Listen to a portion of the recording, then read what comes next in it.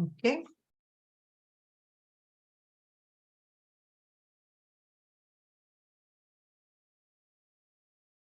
So we will close the windows. Okay. So we are continuing chapter 6, part 2. Only my video will be shown. So you guys keep it on so it can be more interactive. Okay, Laya? You can relax and just listen to the story. Just keep your videos on so we can connect more. So we are continuing with Kaikeyi's decision. We finished halfway through yesterday where she has made the decision that she's going to ask Dashratha to send Rama to the forest, Dandaka forest, for 14 years and make Bharata the crown prince. Now she's waiting for the king to come.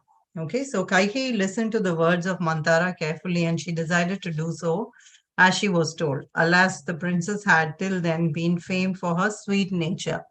The entire city of Ayodhya knew about the affection she had for Rama and about the respect with which Rama treated her. He spent more time with her than with Kaushalya and Kaikeyi was pleased with it. Even Bharata did not enjoy the privileges which Rama did at the hands of Kaikeyi. But because of the evil genius in the shape of the sinful Mantara, she agreed to do something which she would never have done on her own.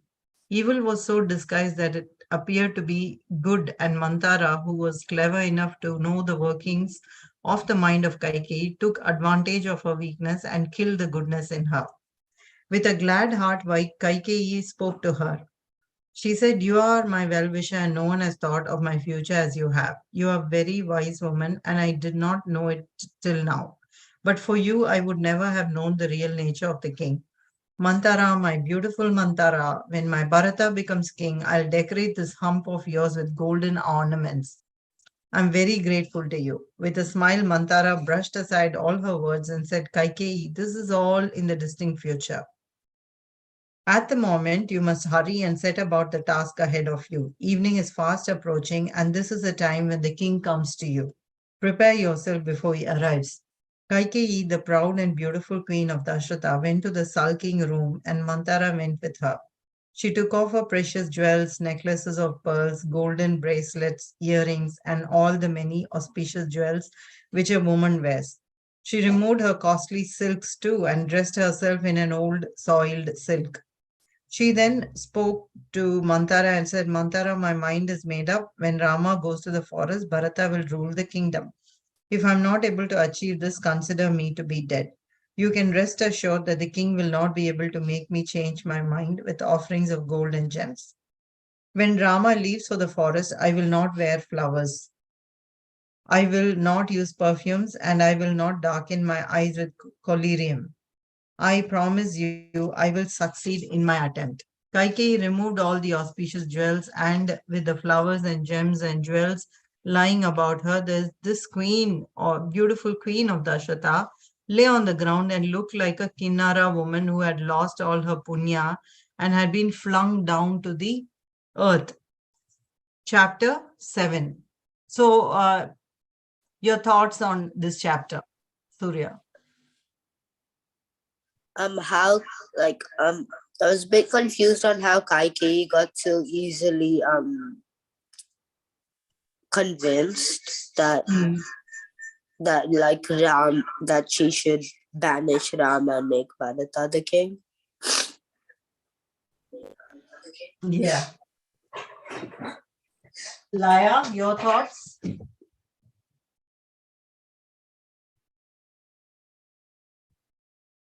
Basically the same as what Surya said. Like 1 second she was just she loved drama and then just suddenly she like changed.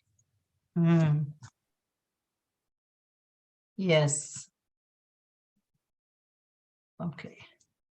So continuing on now, chapter 7, Dashrata comes to Kaikeyi.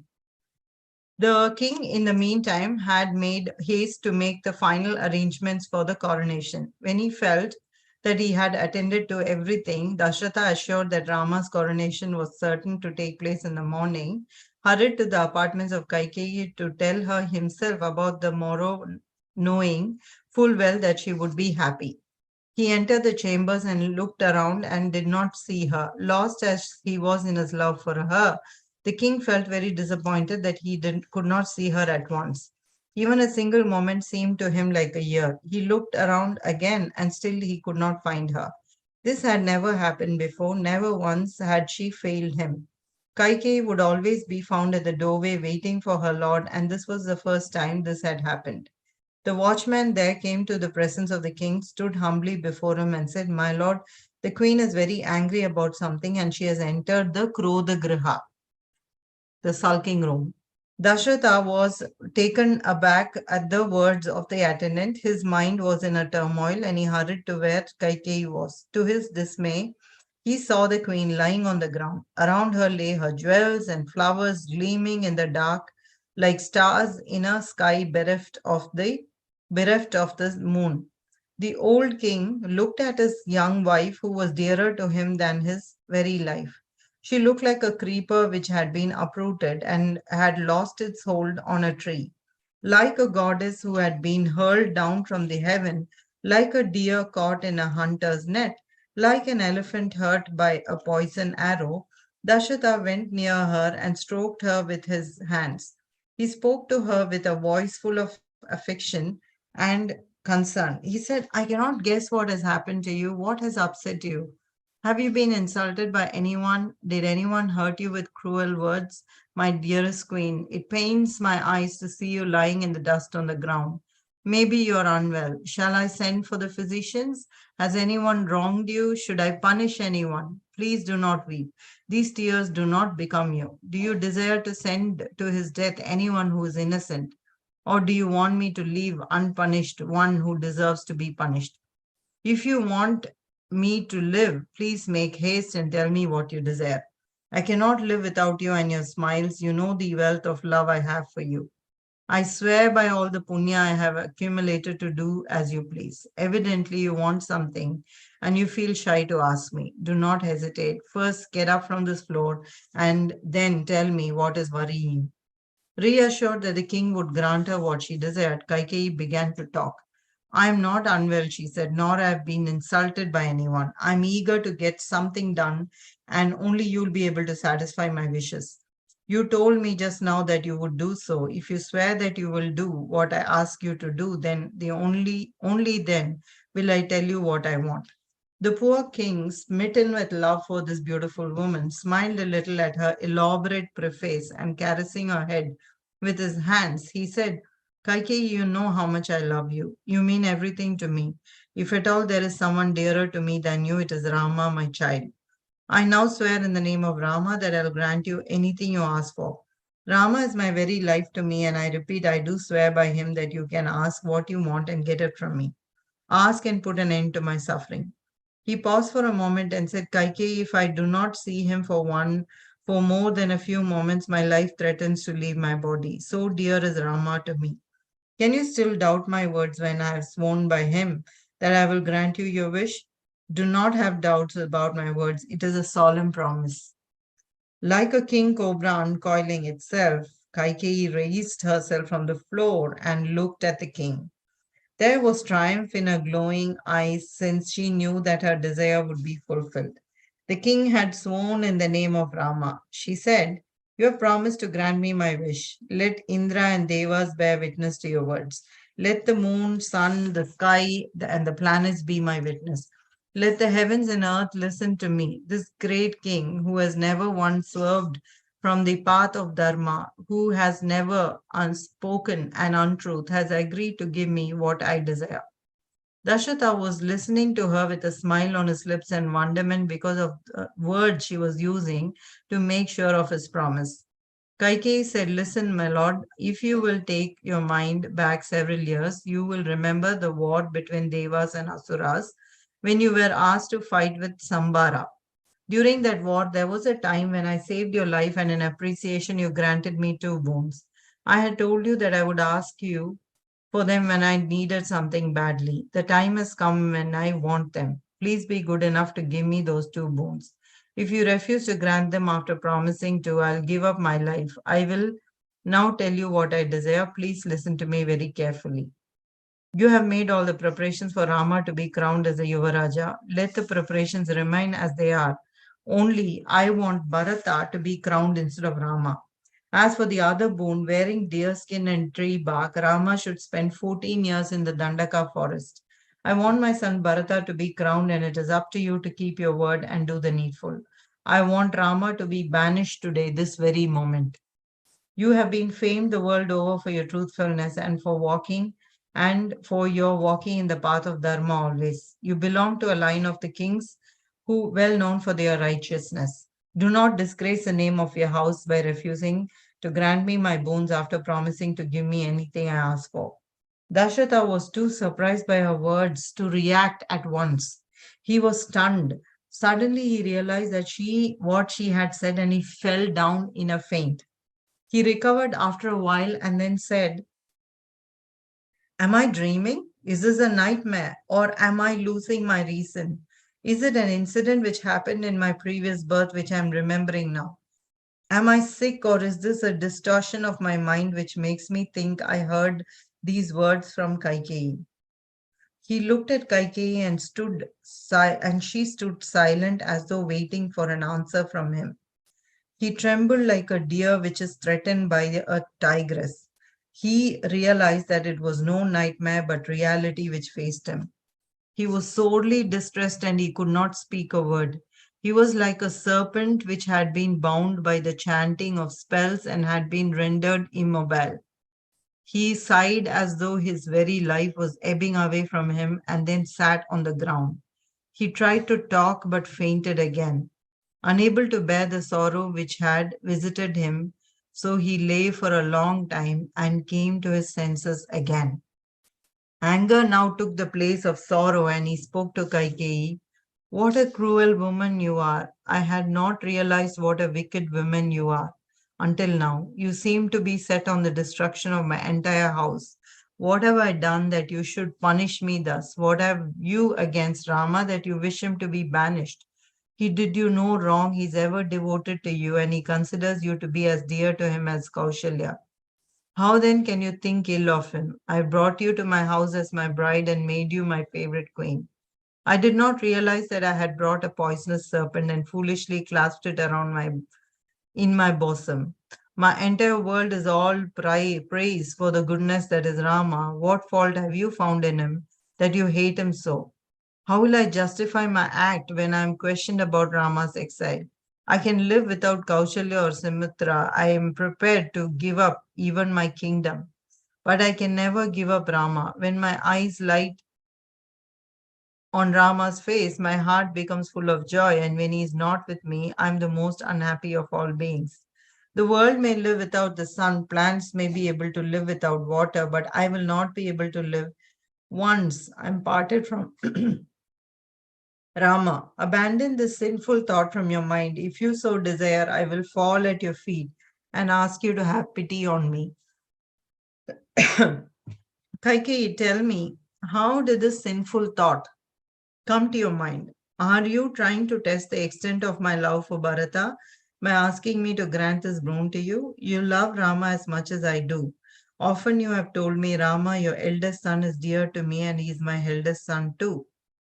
He is righteous, truthful, and very dear to me. You have ever been pleased with Rama. Someone has been poisoning your mind against him, and you have been led astray by others.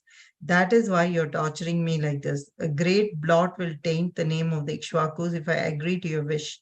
I still cannot believe that you can speak such harsh words. You've ever been so thoughtful about my happiness, and this is unlike you.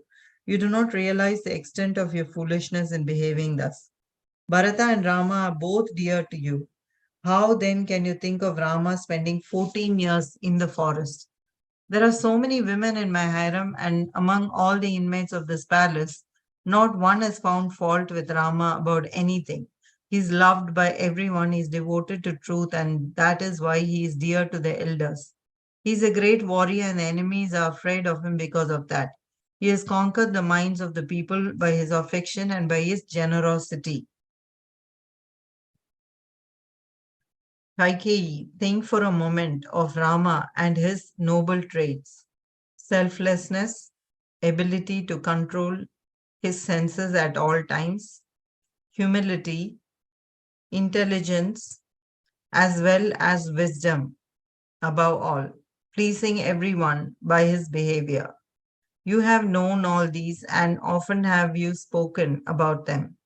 How then can you find fault with him suddenly and find him to be such a sinner as to deserve exile from the country?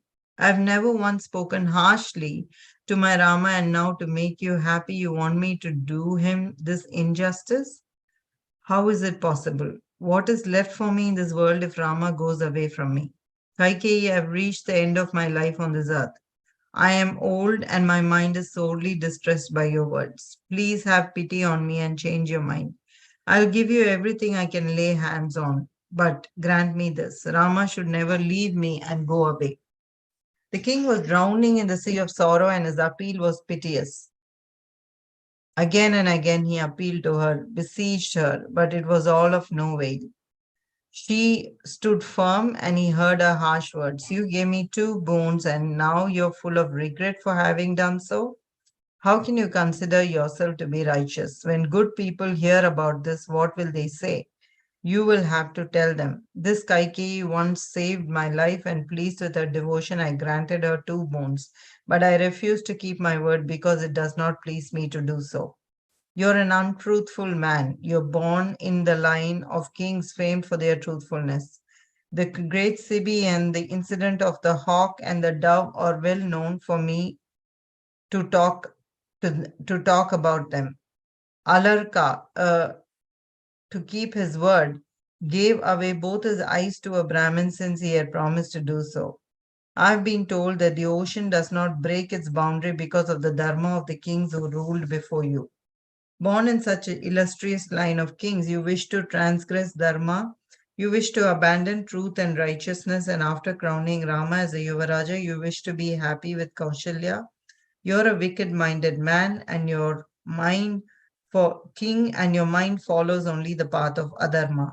I'm not concerned about your opinion of me. You may consider my request to be unjust, but the fact remains that you should keep your word and give me what you promised. If, however, in spite of all this, you decide to crown Rama, I'll kill myself by drinking poison. I prefer death to the indignity of seeing another woman becoming the queen mother. I swear to you in the name of Bharata, I'll be satisfied only by one gift, the exile of Rama. Nothing short of it will please me. Kaikeyi paid no heed to the king, who was crying piteously. He lost consciousness for a long time, and she was quite unconcerned.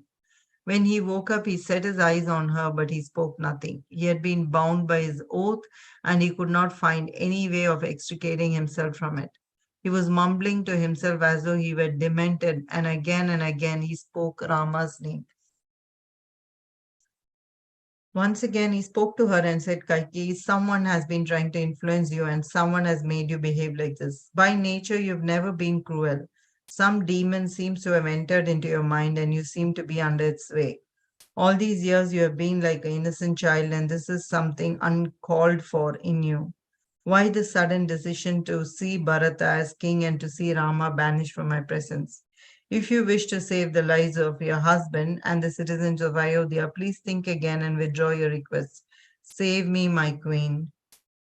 He realized that she would not relent. His sorrow turned to anger, and he said, You're a cruel woman, and your mind thinks up only sinful thoughts. You've been born just for the purpose of destruction.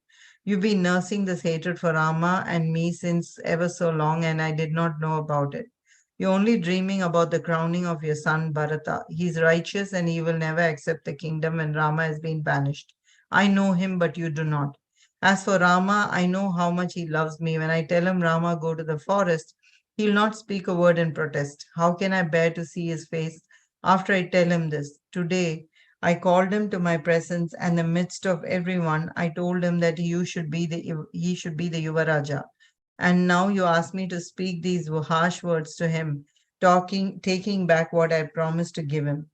What will the many kings of the world say when they come to know of this? They will talk disparagingly of me. If they question me about the reason for the banishment of Rama, what shall I tell them? If I say that I have done so since my wife Kaikeyi wished it, I will then be breaking my promise to the people of the city. How will I pacify Kausalya, Rama's mother? Because of my love for you, I've been neglecting her for the last so many years.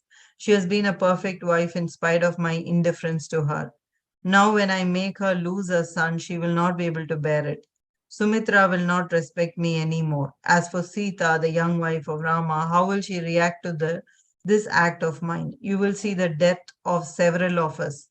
You can be sure that I will die the moment Rama goes away. You can rule the kingdom with your son. Kosala will be ruled by a widow. I must have sinned in my previous birth, and that is the reason why I have to listen to you and your sinful wishes.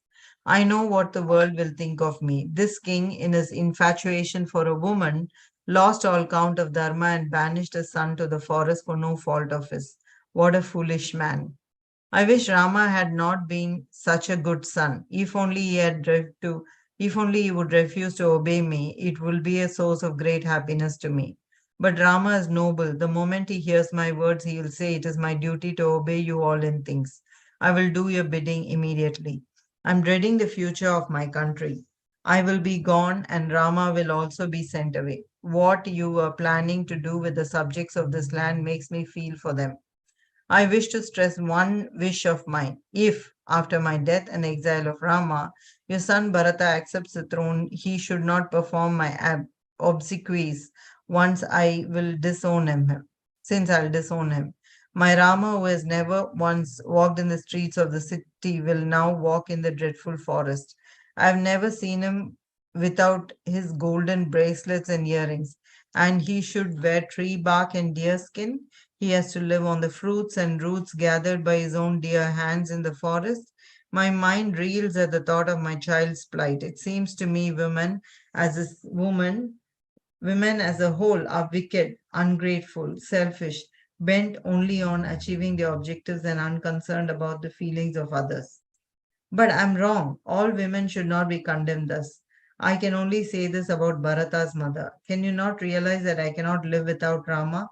The sun may cease to shine, and Indra may forget to moisten the earth with rain, and world may still go on.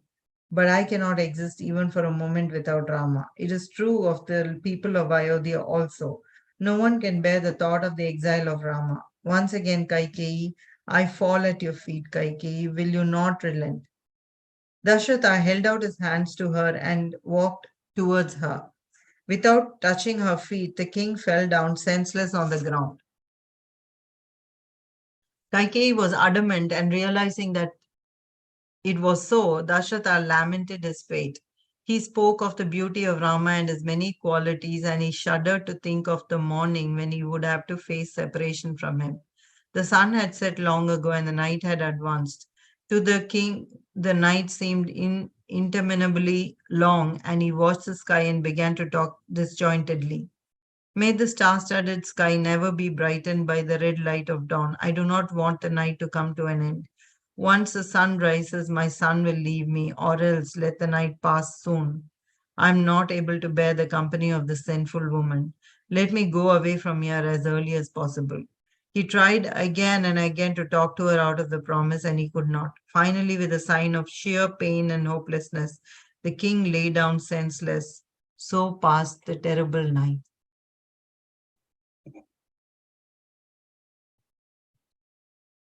The next chapter is The Dawn of the Terrible Day, which is chapter 8.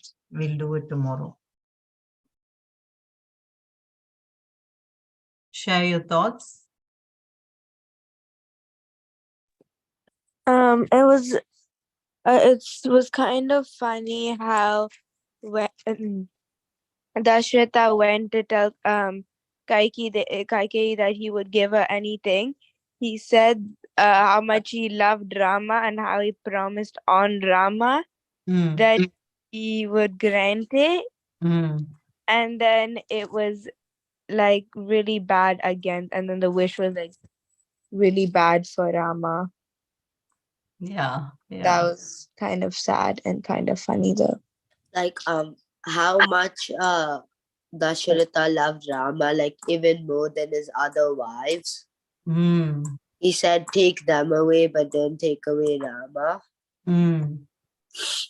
So it's not being diplomatic at all, right? He's like totally being upfront with like he being his favorite wife and how he's ignored Rama's mother, Kaushalya, and how he favors Rama over everyone else.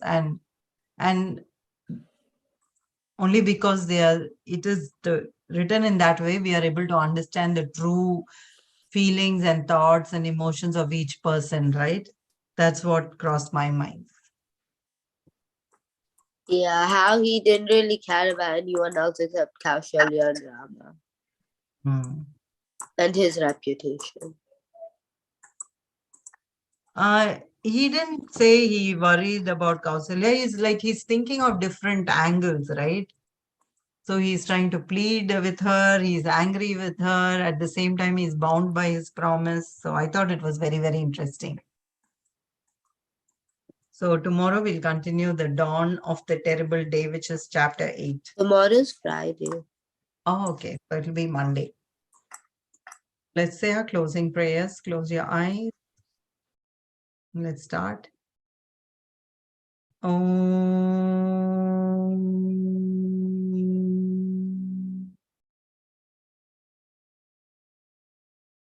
Om.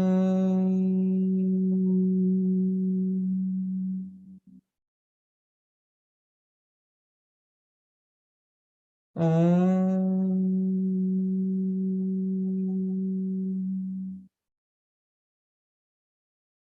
Follow me together. Om Purnamada Purnamidam Purnat Purnamudachyate Purnasya Purnamadaya Purnameva Vashishyate. Om Shanti Shanti Shanti.